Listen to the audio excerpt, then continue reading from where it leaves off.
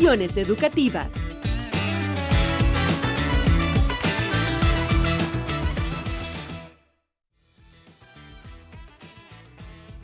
Bienvenidos a un nuevo episodio. Hoy abordaremos una pregunta que toca el corazón del sistema educativo. ¿Cómo construimos una buena educación? Sabemos que no se trata solo de infraestructura o notas. Una buena escuela es aquella donde el bienestar, la motivación están presentes todos los días, tanto para quienes enseñan como para quienes aprenden.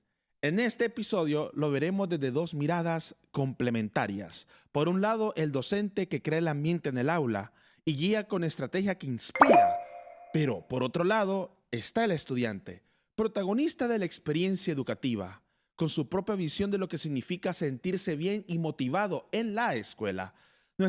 Nuestros invitados especiales el día de hoy es el profesor Daniel Luque, de 24 años de edad, proveniente de Danlí, educador con experiencia en dinámicas de motivación y acompañamiento estudiantil.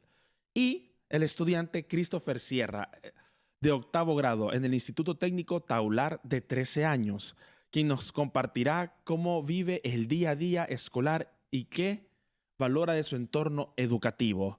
Ok, vamos a iniciar. Cuénteme, en primer lugar, ¿cómo te encuentras el día de hoy, Daniel? Yo sumamente feliz y agradecido de poder formar parte de este programa.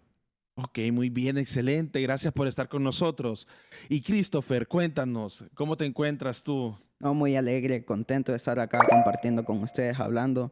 Y como les decía antes, siempre digo esto, generando experiencias, que es lo más importante. Generando experiencia, que es lo más importante. ¡Wow! La experiencia. Ok, cuéntanos, Christopher, ¿qué consideras tú para que una escuela sea buena? Bueno, para mí una escuela buena es aquella que diferencia estas dos cosas que se suelen mezclar o que algunas personas dicen van ligadas de la mano. Para mí una buena escuela es aquella que diferencia, como les dije, ser una persona virtuosa. Una persona virtuosa, para mí, ¿qué es? Yo la defino de la siguiente manera. Una persona virtuosa es aquella que conoce el valor de las virtudes y las aplica en su día a día. Por ejemplo, si yo hoy tengo que ir a hacer, en lo personal tengo que ir a avanzar con una tarea de geometría. Entonces, yo sé que debo de ir a hacer eso. Todo está en la disciplina. Porque si yo vengo y me pongo hasta en la noche a hacer las cosas, voy a estar cansadísimo y no voy a rendir. Entonces sí, todo está en la disciplina, responsabilidad, honestidad y empatía. Ok, entonces esos cuatro, virtudes que tú me mencionas, eso puede ir conforme también a que una buena escuela tenga esos principios. Exactamente. Generalmente, cuando nosotros conocemos a una persona que decimos, wow, qué inteligente es esta persona, o ha cosechado muchísimos éxitos, en la mayoría de los casos, ese tipo de personas son engreídas. Pero ¿por qué debemos de ser así? Si yo tengo la oportunidad de brindarle mis conocimientos a mis compañeros que se les dificulta, yo tengo que ayudarles. Es la empatía. Cuando nosotros salimos de Taular, salimos con un nivel académico muy, pero muy alto. Entonces Taular nos dice, hey, sabemos que ustedes son muy buenos, pero piensen en el prójimo. Eso para mí es la definición de una buena escuela. Dime, pero qué interesante cómo te están educando. No había escuchado eso, ¿sabes?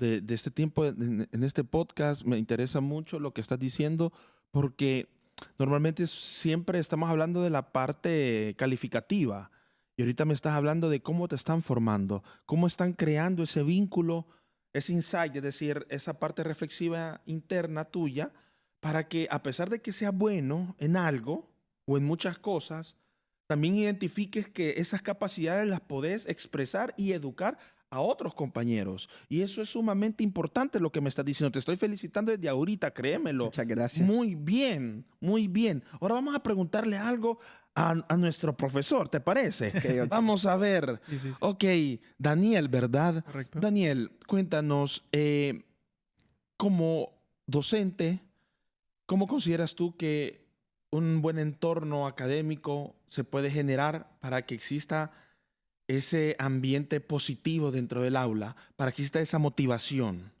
Ok, creo es muy importante y creo que es a veces algo que muchos maestros olvidan. No se puede motivar verdaderamente a un estudiante sin antes intentar comprenderlo. Es muy importante antes de ir con la intención de buscar todas las herramientas para ver cómo hacer que este estudiante mejore. No, primero es, ok, este estudiante, ¿cómo es? ¿Qué le gusta? ¿Qué se le da bien? ¿Qué le cuesta? Entonces, por lo tanto, cuando yo comprendo, cuando me hago un panorama de este estudiante, yo puedo decir, ah, ok, entonces estas son las herramientas que yo puedo utilizar para motivar. Y esto es muy complejo porque yo estoy diciendo un estudiante, pero en la vida real no damos clases a un solo estudiante. Claro. Damos clase a una sección y podemos estar dando clases un mismo año, a un mismo grado y 3 secciones. Y puede ser que cada una de las 3 requiera dinámicas distintas. Pero ahí es cuando tiene que entrar la maleabilidad del maestro para decir, ok, estos son grados distintos que tienen que recibir los mismos temas, pero cada uno los adquiere de una forma totalmente contraria a los otros. Pero yo tengo que buscar las formas. Creo que es la labor del docente que muchas veces se olvida. El docente está ahí no solo para transmitir todo lo que tiene acá, sino para intentar transmitirles también el hecho de que no todo debe hacerse de la misma forma, sino que también hay que saber moldearse dependiendo de las situaciones. ¿Y tú cómo has logrado eso? Es Porque difícil. eso me llama mucho la atención porque estamos hablando más allá del concepto de cómo enseñar. Eso es lo que yo Correcto. estoy entendiendo ahorita. Correcto. ¿Ok? Entonces, más allá de enseñar, ¿cómo tú has creado esa autorreflexión, esa capacidad Sí. para poder venir y aplicarlo a los estudiantes, pero para conocerlos? Ujú. Hay una cuestión, una dinámica que de hecho justo la estoy implementando sobre cómo poder llevar un mismo tema de forma distinta con los estudiantes, ¿verdad? Ahorita le estoy dando clases a 2 grados de noveno y les estoy dando teatro. Yo tengo formación en teatro en la Academia Nacional de Arte Dramático que queda en la Colonia San Ángel y esa formación a mí me ha servido un montón, los talleres que he recibido, para yo poder transmitir ese conocimiento. Como bien decía Christopher, ¿de qué me sirve el conocimiento si no lo comparto? Entonces, ¿qué es lo que pasa? El teatro es un excelente ejemplo porque yo le doy clases a una sección, pero planifico ciertas actividades para esa sección en específico. Por ejemplo, si estos chavos son muy pilas, si ya sé que tienen, que son... Sí, tiene una competencia Claro, que tienen una intrapersonal competencia. altísima, habilidades de introspección también, Claro. ¿verdad? Porque eso es importante. Muy importante. Si son muy activos, si son como muy enérgicos que tiran todo para el exterior, entonces debo llevarles ejercicios que los hagan más bien entrar a ese mundo interior, ser capaces de reconocer esos sentimientos y también así acaban generando una globalidad de lo que son. Y en el caso contrario, los que son muy introvertidos, los que se la pasan como así, más cabizbajos, que son más calladitos, que puede ser otra sección, entonces a ellos hay que llevarles ejercicios que los inviten a que ese universo que está ahí escondido pues salga a flote. De una forma u otra, ahí está. Solo hay que buscar las formas. Por eso es que el teatro para mí es una herramienta maravillosa, porque me permite aplicar el mismo concepto de que es el aprendizaje del teatro, pero de forma muy distinta, simplemente para complementar lo que ellos ya son, lo que considero yo que les podría venir bien. Wow, qué increíble. Me siento admirado, la verdad, qué buen trabajo está haciendo este Instituto Taular. Qué buen trabajo porque estamos conociendo que usted está perfilando inclusive alumnos, está perfilando alumnos, los extrovertidos y los introvertidos. Ok, los introvertidos, ¿de qué manera nosotros podemos hacer de que ellos puedan denotar sus capacidades, puedan expresar sus capacidades y no sentirse juzgados? Porque si lo hablamos desde ese criterio, muchas veces hay alumnos que son introvertidos, pero que no necesariamente es porque quieran estar entablando conversaciones con todo el mundo, sino que ellos son más reservados. Pero también es importante las habilidades sociales. Porque yo puedo saber mucho, pero si yo no tengo la capacidad de poder relacionarme con los demás, difícilmente cuando yo salga del instituto, del colegio y vaya a la realidad, que también es la universidad, que es otro tipo de realidad, entonces, y si mi heterogamia a nivel de adolescencia no ha sido tan desarrollada, entonces puedo dar de golpe en la universidad. Entonces lo que tú mencionas, esa motivación y de ver de qué manera podemos ir exponiendo a los alumnos como una exposición gradual para que ellos empiecen a conocerse y también conocer a los demás. Ok, tengo otra pregunta. Vamos ahorita con Christopher. Ok. Christopher, ¿de qué manera consideras tú o qué es lo que te hace que te motive para poder participar y estar asistiendo a clases? Bueno, para mí es muy importante que lo considero en mi vida el sacrificio que hacen mis padres por mí. Eso es El algo sacrificio valioso. que hacen tus padres por ti. Sí. Ok. Porque justamente en Taular llevamos un maestro que se llama preceptor. Y mi preceptor es el profesor Sergio. Entonces, charlando, él me decía, en Taular hay un convenio para que los estudiantes funcionen. Y es el siguiente. Si el padre de familia no apoya al hijo, pero el preceptor sí apoya al hijo, entonces, aunque el cipote tenga las mayores capacidades, no va a poder lograr todos sus objetivos. En cambio, si se da ese convenio de padre de familia, la disposición que tiene el hijo también y el preceptor, entonces ahí es donde uno puede liberar todos sus potenciales. Y eso a mí es algo que me parece importantísimo. Siempre cuando digo, pucha, esto está difícil, ¿cómo le voy a hacer? Pero recuerdo, calma, Christopher, tus papás están haciendo un sacrificio por vos día a día. No lo puedo botar a la basura. Qué importancia, es que qué buen punto estás tocando ahorita. Los padres. Podríamos hacer nosotros una muestra entre los alumnos que no están con sus padres al momento de estar dándole seguimiento o ese monitoreo al hijo y otra muestra de los alumnos que sí tienen a sus padres al lado. Y también ese profesor preceptor, me comentás, ¿verdad? El profesor Sergio, Sí. que es importante ese tipo de trabajo. ¿Por qué? Porque aparte de esa motivación, también va de la mano con la coherencia en que tú también estás creando tu identidad, porque estás en esa parte de la adolescencia. Sí, que es una etapa muy Es difícil. una etapa muy... No, es Claro, dificilísima, sí. muy Sí, sí, sí. difícil. Y si esa etapa de la adolescencia se desarrolla de manera correcta, tu identidad va a tener mayor capacidad de autocorrección. Exactamente. Y esa autocorrección es lo que te va a limitar hacia lo que tú quieres en tu vida. Sí, y hay algo que me gustaría diferenciar. Digo de que nuestros padres deben de estar con nosotros, pero cuando digo de que ellos deben apoyarnos, no es ayudándonos con las tareas, no, haciendo... No, Claro. totalmente Sí, distinto. definitivamente, porque si hay padres que la tarea es para mañana y ya les hacen la tarea y sacan 100, pero No. ¿qué en verdad el niño, el estudiante, qué aprendió? No aprendió nada. Sí, no. De hecho, aprendió a depender. Aprendió a depender. Inconscientemente aprendió de que ante cualquier dificultad, no, pues ahí va a estar papi y mami para que se la resuelva. Y es un equilibrio muy difícil porque es verdad que el padre también tiene esta figura de protección, ¿verdad?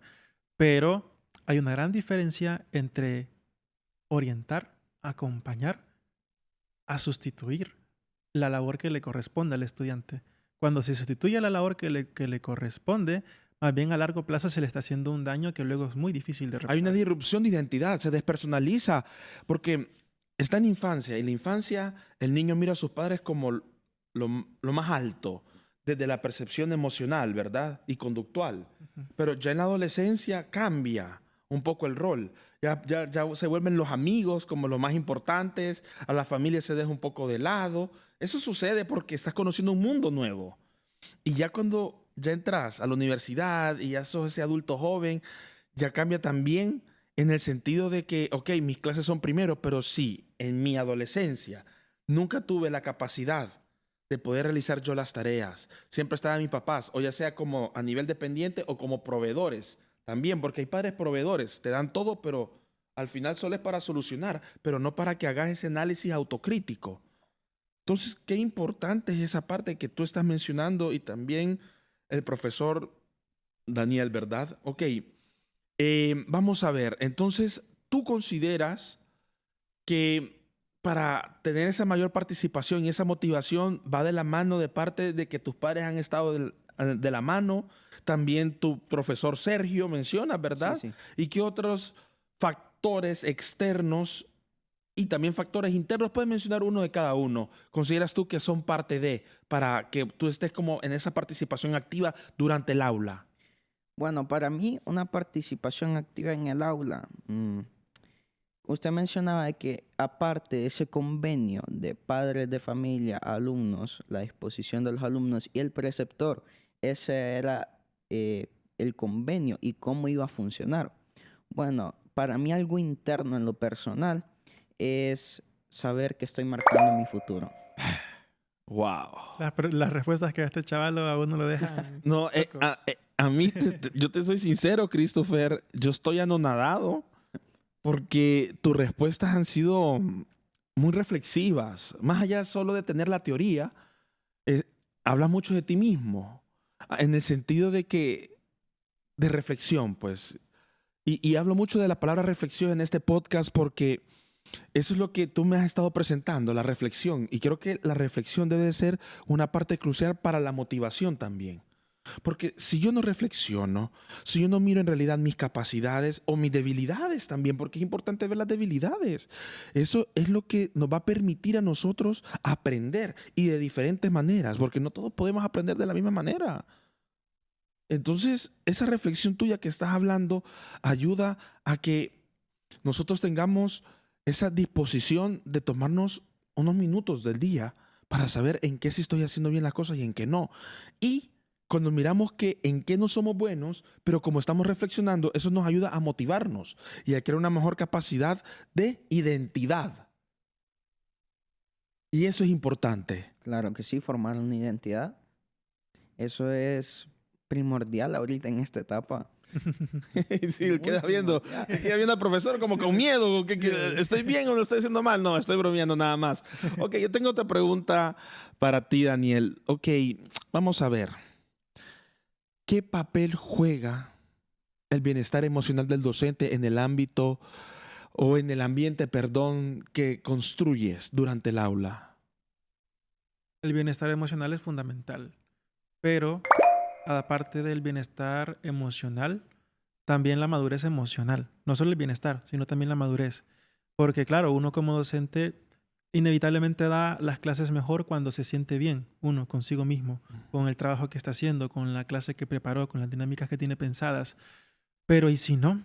¿Y si inevitablemente el docente, por mucho que lo intente, no está bien emocionalmente? Porque las emociones son algo que hasta cierto punto podemos controlar, pero a veces son una batalla constante dependiendo de la persona, ¿verdad? Un docente puede tener una vocación, puede ser lo suyo y de la nada caer en una espiral que no puede controlar.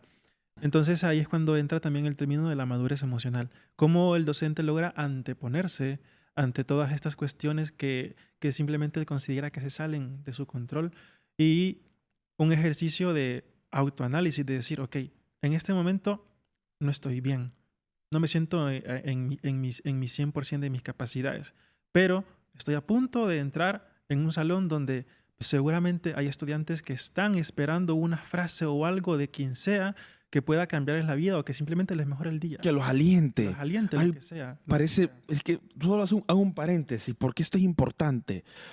Muchas veces, como maestros, catedráticos, puede existir ese síndrome del impostor, de que lo estaré haciendo bien, estaré dando bien la clase a mis alumnos, los estaré motivando. Y lo que acabas de decir es una frase fundamental. La parte de alentar, decir, ver si en realidad muchas veces los alumnos van con cabizbajo, van sin ganas. Y no es nada personal con el maestro. Y el maestro lo toma personal. Y en realidad, algunas veces el alumno solo quiere escuchar, lo estás haciendo bien. Lo estás haciendo bien. Correcto, sí. Esta cuestión de tomarlo personal es algo que lastimosamente se da. Un docente nunca jamás tiene que rebajarse al nivel de sus estudiantes en el sentido de yo soy más adulto, tengo más experiencia, tengo muchos más años en esta tierra, por así decirlo. Eso no quiere decir que no debo empatizar con él. Claro que debo empatizar con él, tengo que empatizar con él, tengo que comprender que él está pasando por procesos que yo desconozco. Pero jamás un docente tiene que ponerse en el estatus de, no, este estudiante la tiene contra mí, no, este estudiante lo hace únicamente para molestarme. No, porque entonces esa madurez emocional de la que le hablaba Se distorsiona. perdiendo, se distorsiona completamente. Sí. Entonces, es uno de los requisitos que se puede decir que son internos, que no se dicen abiertamente, es como un secreto a voces que se necesita para que un maestro lleve correctamente su labor. Ok, perfecto. Vamos a ver, pues. Aquí vamos a hacer una preguntita, como dicen, ¿verdad? Para saber de qué manera se puede construir una relación de empatía entre el docente y el estudiante. Comienzas tú. ¿Cómo podemos construir una relación de empatía De mayor entre... empatía Ok. entre el docente y el estudiante. Es fundamental el respeto en el aula. Como el profesor nos da respeto a nosotros, el respeto debe ser recíproco. Me acuerdo, él me dio clases en séptimo. Me acuerdo el primer día que tuve clases con él. Él nos dijo, bueno, chavos, mi nombre es tal, me presento. Y mis compañeros nunca le hicieron relajo. ¿Por qué? Porque él siempre nos transmitía esa sensación de tranquilidad. Y para mí eso es fundamental. Tranquilidad, respeto.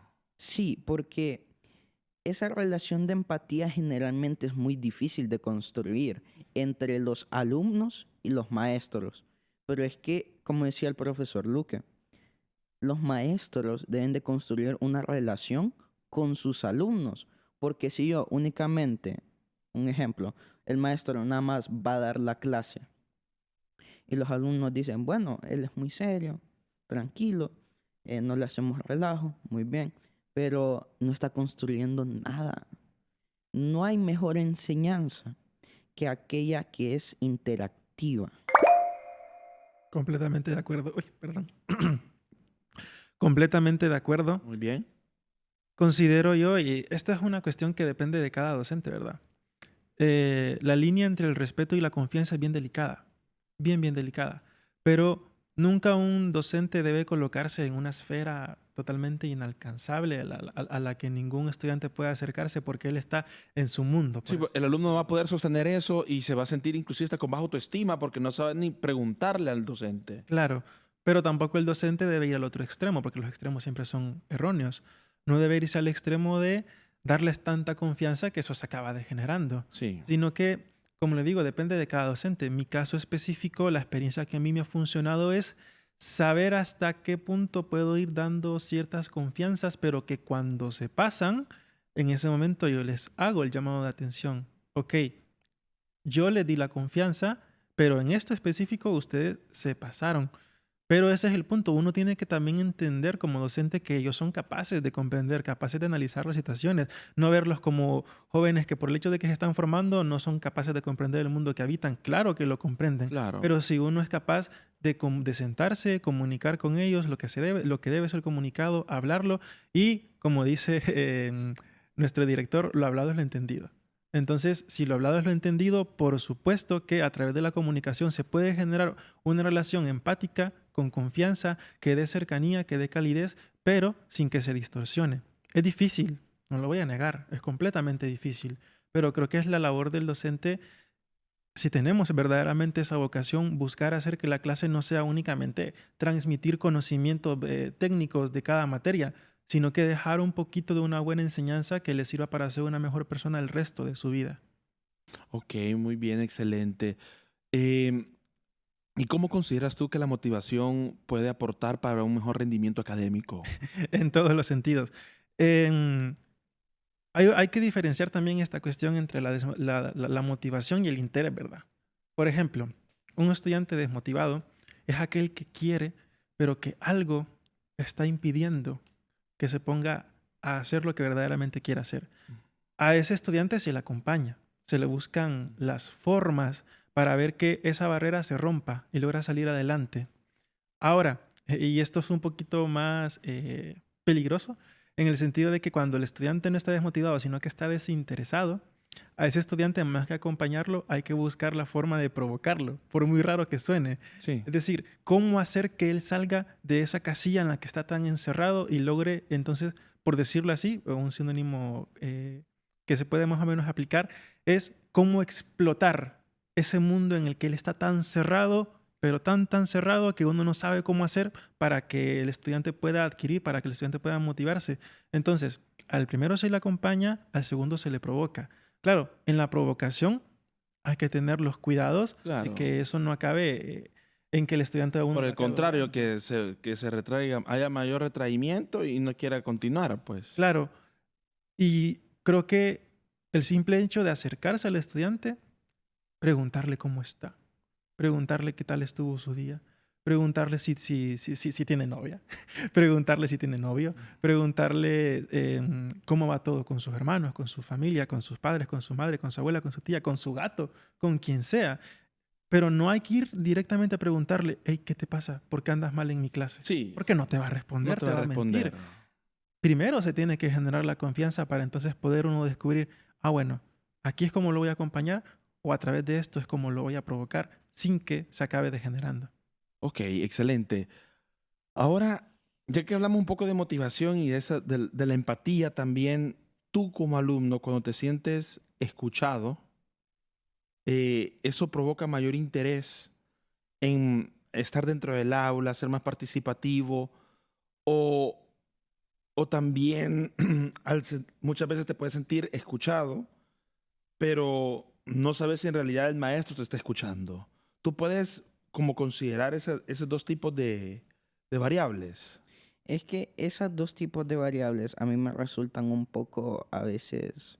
Hay una que es contradictoria a la otra. Yo lo veo así. ¿Por qué? Porque si el maestro nos motiva, nos dice, hey, mira, si vos me sacas tanto en el examen, te pongo el 100 de un solo. O si, por ejemplo, yo estoy desinteresado en alguna clase, pero yo puedo tener la mayor de las motivaciones, pero si el maestro tampoco no colabora, es que no voy a salir de ahí. Ni aunque teniendo la mayor de las, ¿cómo puedo decir? De las capacidades. Exactamente, las capacidades. Ujú. Sí, porque puede suceder, pues que yo puedo estar totalmente motivado, pero como menciona el maestro Daniel, posiblemente haya un cierto desinterés, pues. Entonces, al sentirte escuchado, también creo que te ayuda mucho a tener mayor interés, inclusive, Sí, ¿verdad? porque la voz de los estudiantes en sí es muy importante. Si los estudiantes dicen, hey, profe, fíjese que no le entendemos, ¿nos puede explicar? Justamente con él es el vivito ejemplo. Si yo tenía una duda, yo le decía, hey, profe, mire, pero es el interés que uno tiene hacia las cosas. Porque yo, si no le entendí, pues, así que sí que. No, debo de ir a preguntarle. La quietud, ¿verdad? O la Exactamente. inquietud. Es mejor ser inquieto, ¿verdad? La inquietud, yo honestamente prefiero 1000 veces un grupo de estudiantes que sea complicado a un grupo de estudiantes que no digan ni pillo. Uy, eso no, es es complicadísimo. horrible entrar a un aula y que los estudiantes estén así. Y toda Cuando la les hora- preguntas, ¿entendieron? Sí, y también no entendieron nada. Ujú. Sí, y eso es lo que yo menciono, de que uno debe de tener ese interés, pero si uno no tiene ese interés es por falta de motivación y ahí es donde entra el docente. Ok, muy bien, perfecto. Ya estamos concluyendo lo que es este video podcast y me gustaría que dieran unas conclusiones de reflexión a nuestros televidentes. Comencemos primero con Christopher. Christopher, ¿qué conclusiones nos podrías dar sobre este tema de bienestar y motivación en el aula? Bueno, para mí el bienestar y motivación en el aula, como les dije, eso va de la mano, pero hay algo que generalmente nos juega en contra y es el estrés. Porque el estrés académico, generalmente las personas dicen, no, pero te dedicas solo a estudiar. Uno se puede enojar. ¿De qué manera? Cada estudiante tiene su forma de manejar el estrés académico. Cada uno tiene sus métodos de estudio. Y a título personal, yo manejo el estrés de la siguiente manera.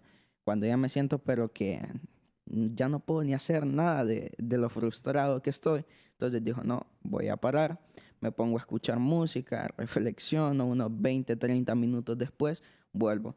Algunas personas que nos están oyendo pueden decir, pucha, pero te vas a sentir más frustrado porque perdiste 20, 30 minutos. Pero no, a mí me pasa totalmente lo contrario, porque siento de que después de ese momento de reflexión interna, cuando yo ya vuelvo, el tiempo se me va rapidísimo.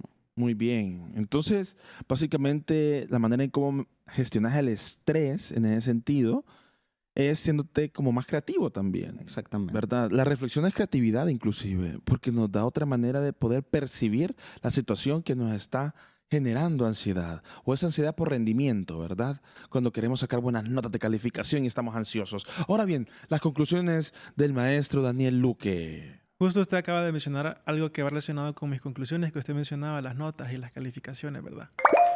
Hay una filosofía muy dañina que es creer que las notas son un componente que está distanciado de todo lo demás, que es como un bloque, como un iceberg que anda flotando por sí solo al que hay que alcanzar. No. Las notas, las calificaciones son simplemente un reflejo de todo lo que está por detrás, de toda la labor de la familia, de toda la labor del docente, de toda la labor del estudiante, de la labor de la motivación en todos estos ámbitos. Y si la persona es religiosa, pues que también intente tener una buena vida espiritual, obviamente, Sí. porque si no, si cualquiera de estos componentes de una u otra forma se anda tambaleando o anda por los suelos, eso inevitablemente se va a ver reflejado en que mis deberes pues no voy a querer hacerlos o se me va a hacer mucho más difícil realizarlos. Por lo tanto, las notas, los acumulativos, los exámenes, el numerito que aparece en la nota que se le entrega a los padres, simplemente son un reflejo de todo lo que está detrás, pero nunca es algo que se trabaja por sí solo. Se tiene que intentar mantener todos los componentes equilibrados y cuando eso se consiga, aunque nunca lo voy a negar, es difícil, pero no es imposible, cuando eso se consiga, entonces lo demás cae por su propio peso. Muy bien, excelente, excelente. Es decir, que un número va más allá que solo el contexto cuando dan las notas. Significa que es el premio de todo el esfuerzo y sacrificio que hicieron los demás, ¿verdad? Todo ese círculo interno del alumno y por parte del maestro. Porque sin el maestro no existiría en realidad esa capacidad que el alumno siguiera adelante. Bueno, con esto estamos concluyendo. Gracias por estar con nosotros el día de hoy en este video podcast. Queremos agradecer su fiel sintonía cada jueves con nosotros. Recuerden siempre seguir nuestras redes sociales por STVE Telebásica y nuestra página web, donde encuentran recursos valiosos que fomentan un camino hacia la excelencia desde las lecciones educativas y programas complementarios, como este video podcast, que cada semana refuerza el contenido clave para un mejor futuro en Honduras. Se despide de ustedes David Laínez, neuropsicólogo clínico forense. Hasta nuestro próximo episodio. Que estén bien.